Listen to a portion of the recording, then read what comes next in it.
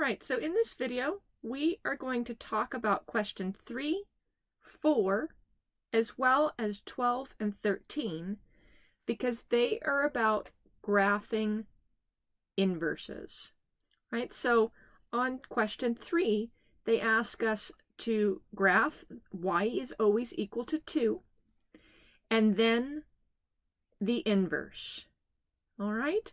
So I'm going to model using this graphing tool. The default is always this line. See how that's darker? That's good because y equals 2 is a line. I want you to think for a second. Is that horizontal or vertical? It is horizontal. Yes, I said y and I said horizontal. We're saying y is always 2, x can be anything. So to graph this, you want to click down on a point, say 0, 2, and then another point, maybe 1, 2, or 2, 2, or 3, 2. I'm going to do 1, 2, right? All of these are solutions. When x is 1, what's y? It's 2. When x is 2, what's y? It's 2. When x is 3, what's y? It's 2. Once I just anchor down that next point, it has graphed my line. Now, if I switch every single ordered pair to graph the inverse, here 0 is sent to 2, so that means 2 will be sent to 0. Said another way, since 0, 2 is on 1, the horizontal line, then 2, 0 is going to be on this inverse. All right. Also, since 1 is sent to 2, then 2 will be sent back to 1. Clicking it down, I've now graphed the relation and its inverse, and then I'm going to go ahead and leave it to you to write the equation of that vertical line right down here. There's that additional step. Okay? I'm going to leave.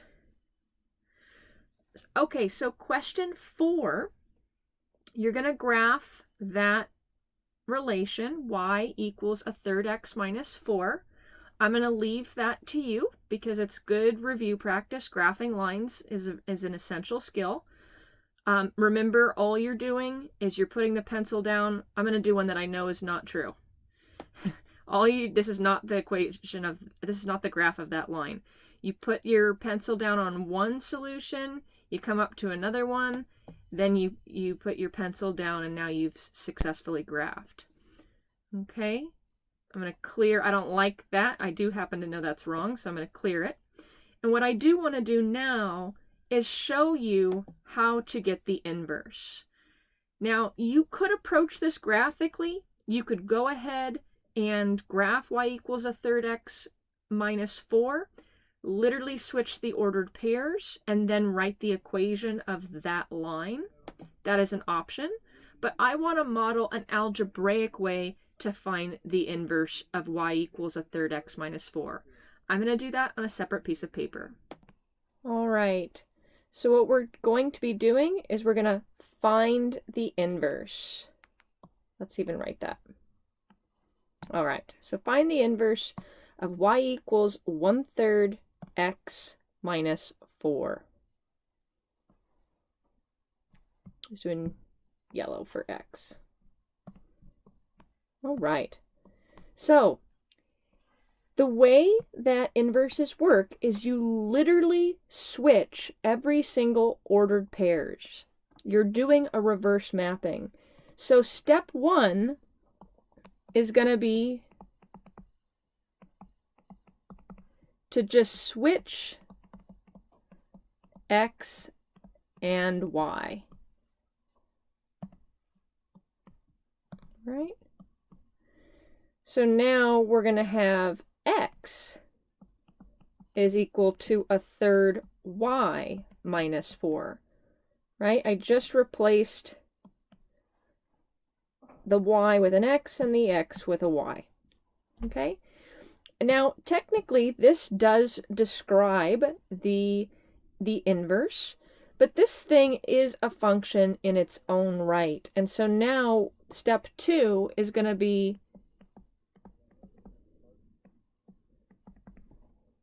solve for y. All right, so here we have it. In fact, I might just highlight the y here. I'm just getting that y by itself. So I'm going to go ahead and for those of us that struggle with the losing track of that equal sign, sometimes we accidentally read it as a minus. I'm just going to highlight my equal sign. I'm going to add 4 to both sides. We've got x plus 4 is equal to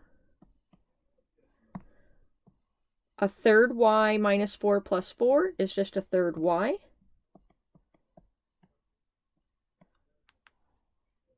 Okay. And now what's happening to y? We are multiplying by a third, i.e. we're dividing by 3. So I'm now going to go ahead and multiply both sides by 3. 3 times the left-hand side is equal to 3 times the right-hand side. Left-hand side is x plus 4, right-hand side is a third of y. I like my y still being blue. All right. I'm going to use my distributive property here. We've got 3x plus 12 is equal to 3 times a third is 1, y.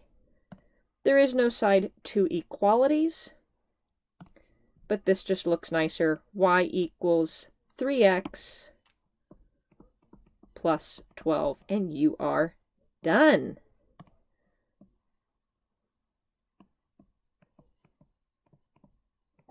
Right?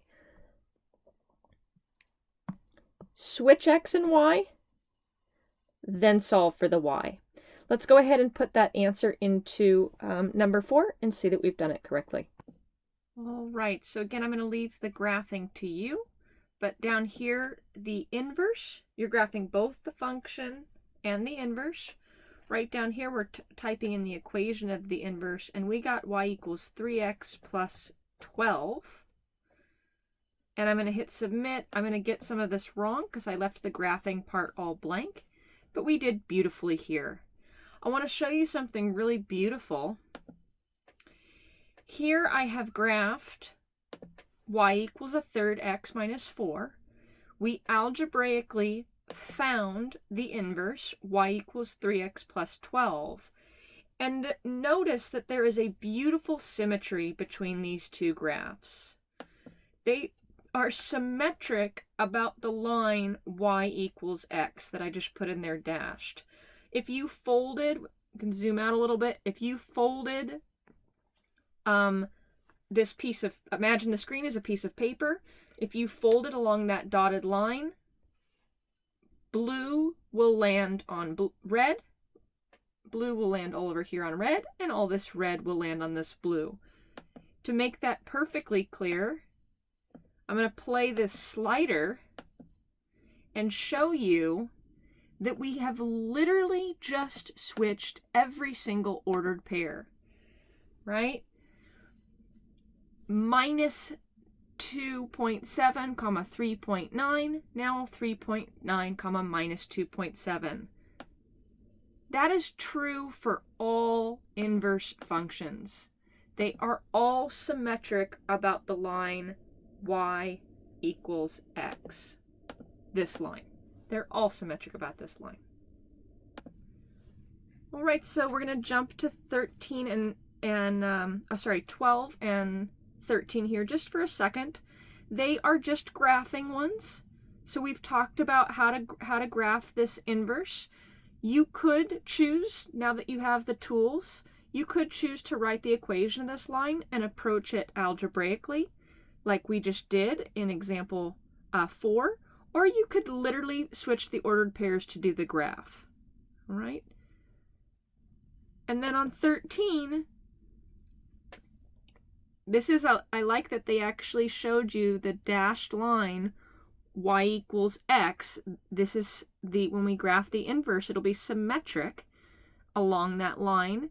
you will literally be graphing it by just switching each one of these ordered pairs. So I'll do one of them, right? Since 0 is sent to 1, 1 is sent to 0, click down once, I've graphed part of the inverse. You are going to do that for each of these 1, 2, 3, 4, 5 red dots. So you'll have 5 blue dots. All right? I hope this video was helpful.